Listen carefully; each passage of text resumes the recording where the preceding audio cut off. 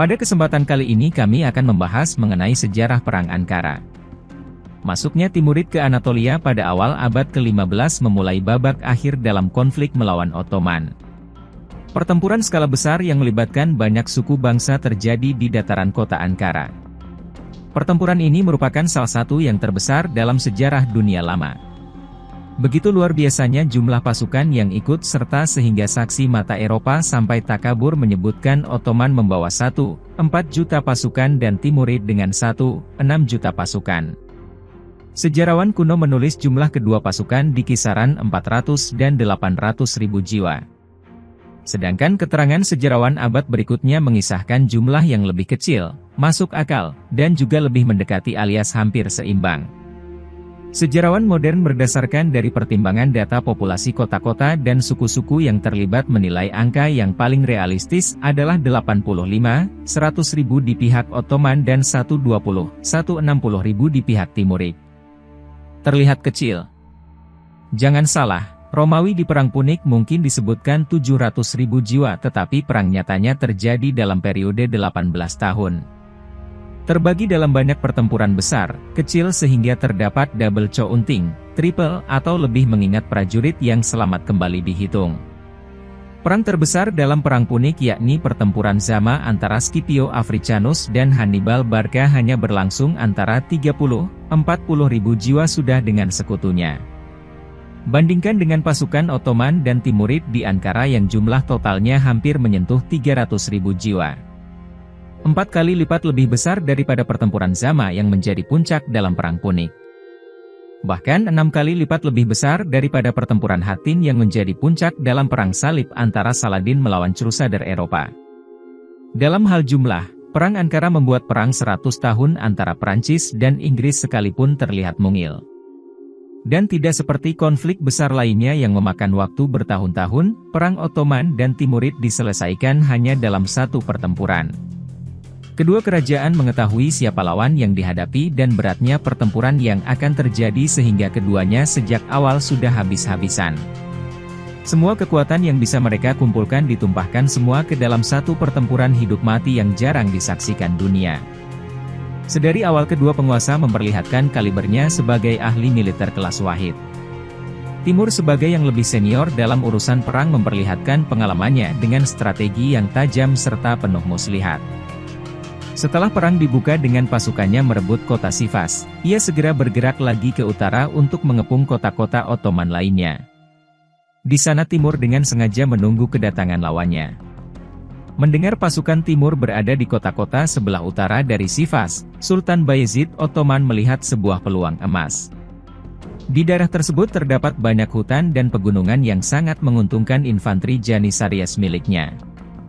Sebaliknya pasukan berkuda Timurid akan kesulitan untuk bertempur secara efektif. Dengan segera pasukannya bergerak kilat ke arah utara Sivas. Kecepatan gerak infanteri Ottoman yang disiplin dan berpengalaman ketika itu begitu terkenal.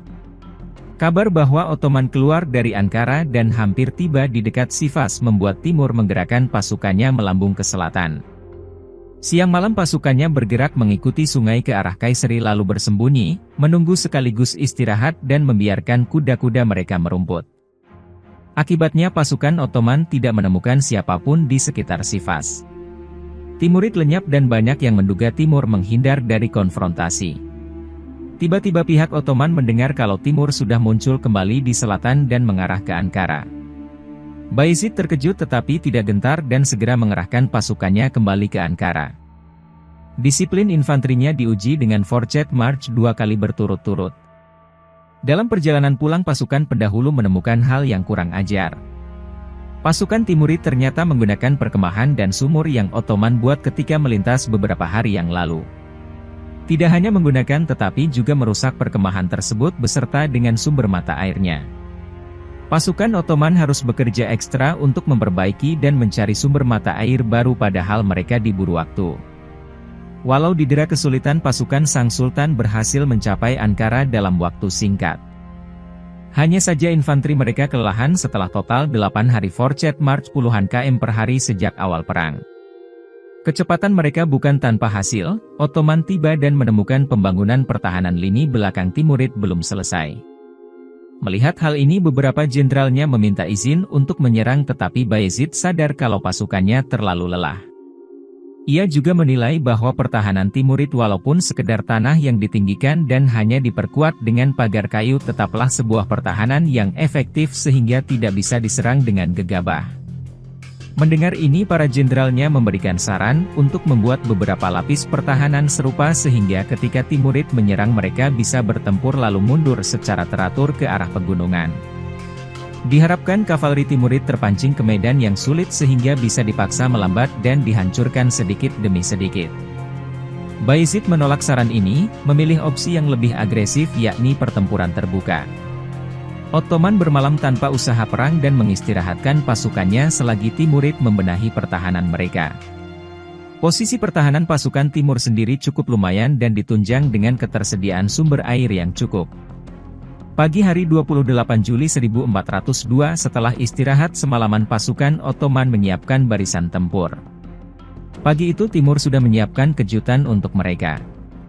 Ketika kedua pasukan mendekat barulah Ottoman menyadari bahwa pasukan Timurid jauh lebih besar daripada yang mereka duga. Penambahan kekuatan militer Timurid terjadi karena kelihayan politik Timur yang sudah menjalin hubungan dengan lawan-lawan Bayezid yang sekarang bergabung dengannya melawan Ottoman.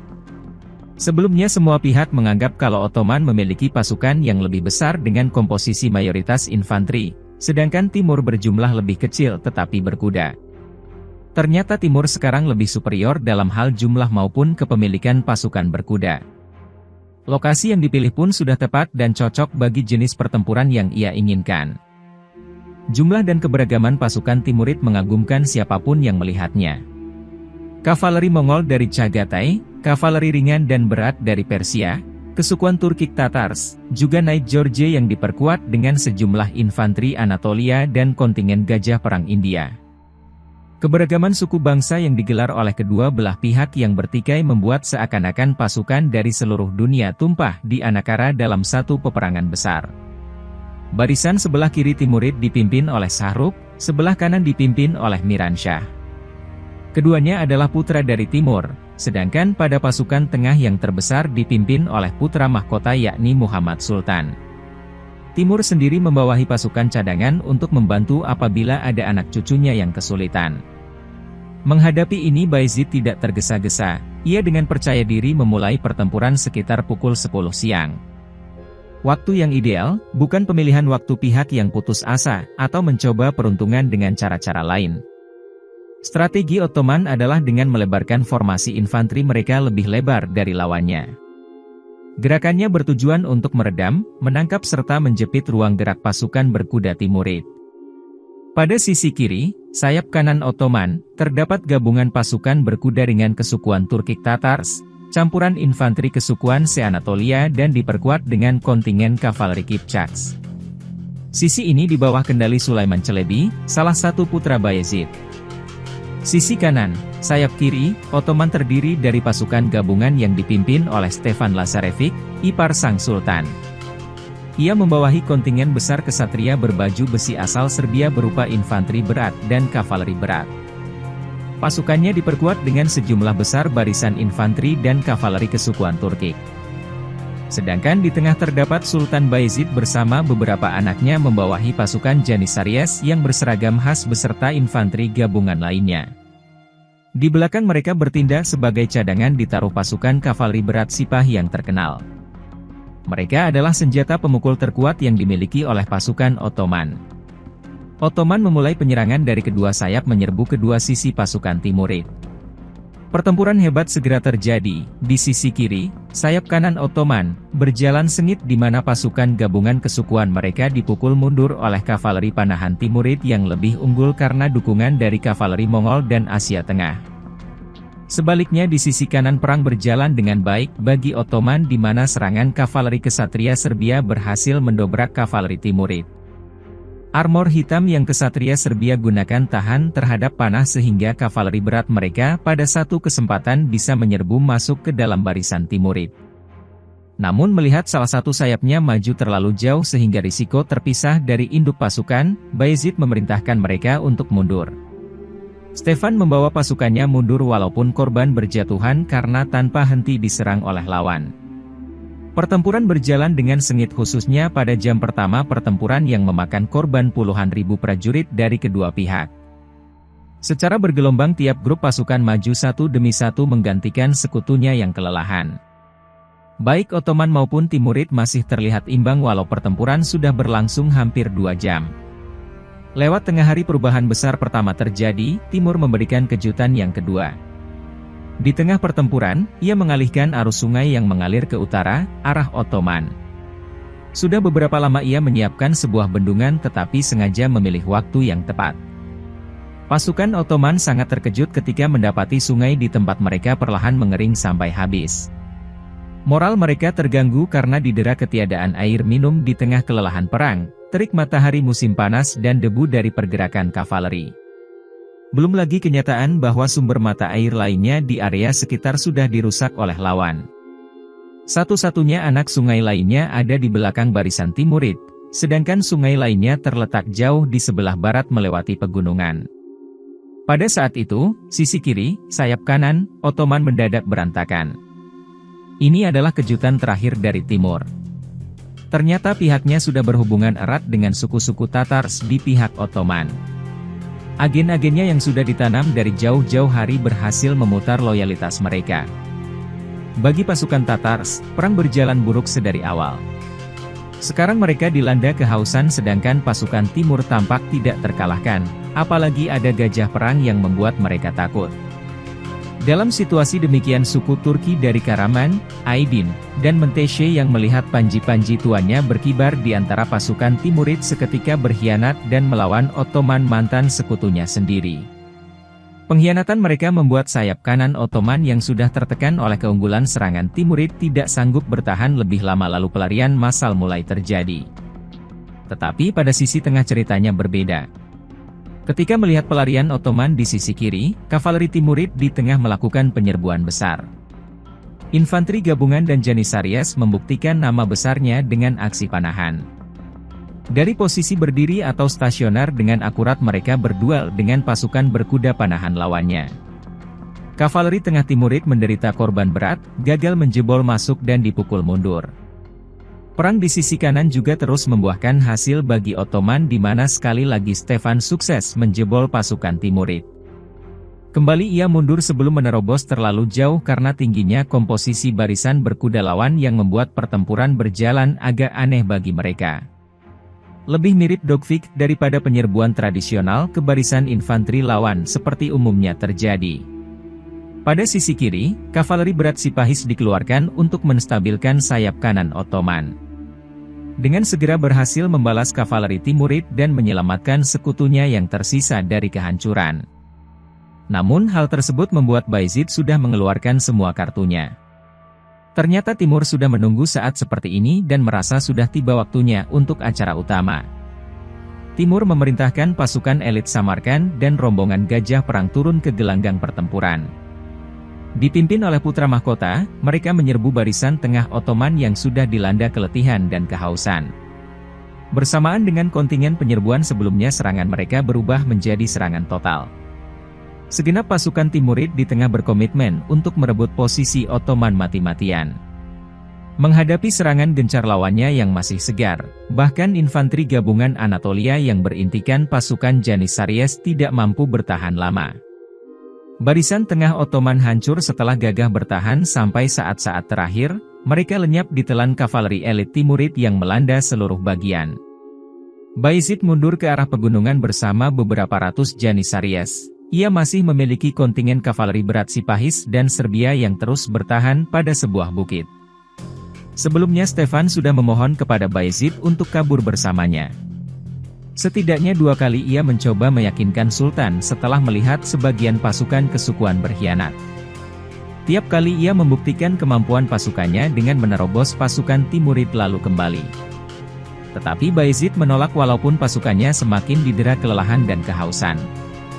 Sang Sultan berusaha membeli waktu agar perhatian Timur tetap tertuju kepadanya sehingga putranya Sulaiman Çelebi yang sudah mundur bisa lari dengan selamat. Akhirnya pada kali ketiga, Bayezid meminta Stefan untuk menerobos kepungan tanpa dirinya, lalu coba bergabung dengan anaknya.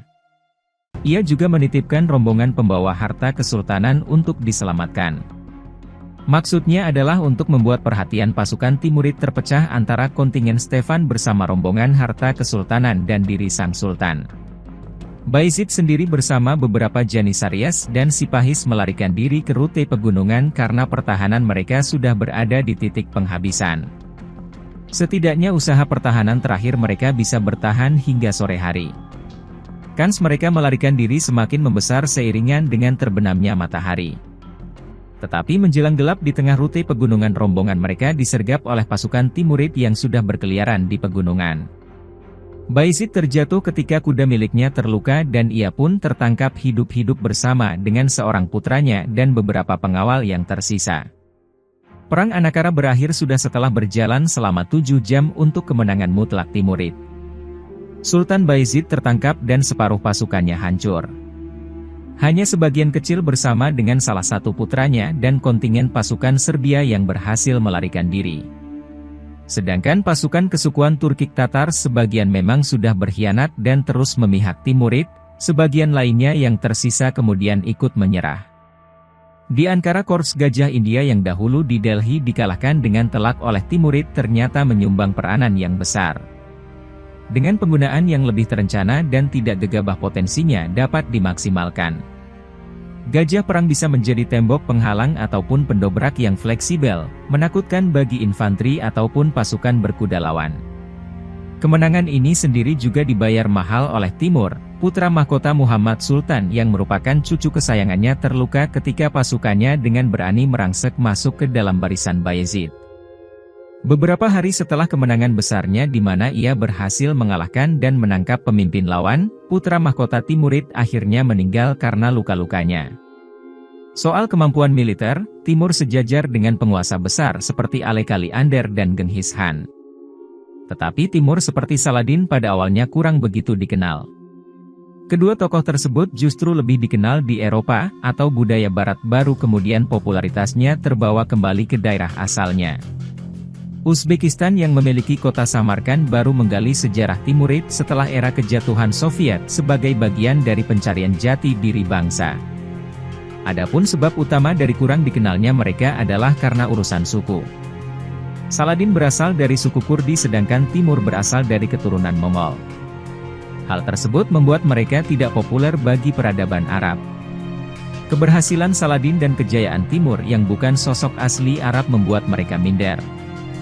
Apalagi mengingat Timur mengalahkan Bayezid Yildirim Ottoman yang merupakan bagian dari kebanggaan sejarah masa lampau. Padahal kesuksesan Timur memberikan pengalaman psikis berharga kepada semua suku bangsa di Asia Kecil, Timur Tengah, Persia dan Asia Tengah yang disatukan dalam satu panji kerajaan. Pengalaman tersebut bersamaan dengan Saladin ratusan tahun sebelumnya memungkinkan penguasa setelahnya untuk melanjutkan persatuan wilayah yang sangat rawan konflik kepentingan antara ribuan suku besar kecil yang hidup bersama-sama. Timurid membuka jalan bagi persatuan Mesopotamia tetapi adalah Ottoman yang mampu memanfaatkan kesempatan tersebut. Ottoman selepas Bayezid dengan cepat keluar dari kekalahan serta perang saudara lalu kembali berekspansi melebihi sebelumnya. Berbeda dengan Timur, Bayezid dan ayahnya Murad I sudah meletakkan dasar birokrasi dan administrasi pemerintahan yang solid sehingga kesultanan mereka bisa diselamatkan. Terima kasih sudah mengikuti video-video kami, jangan lupa share, like dan subscribe agar bisa selalu mengikuti update video dari kami.